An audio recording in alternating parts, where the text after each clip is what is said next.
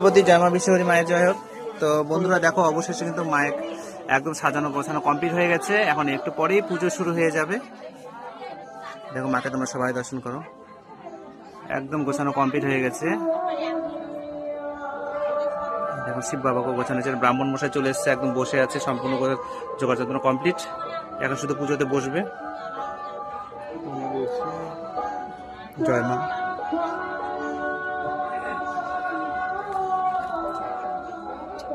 আর আমি প্রচন্ড কাজ করছি, কাজ করে করে মুখ চোখের অবস্থা কিন্তু ঠিক নেই।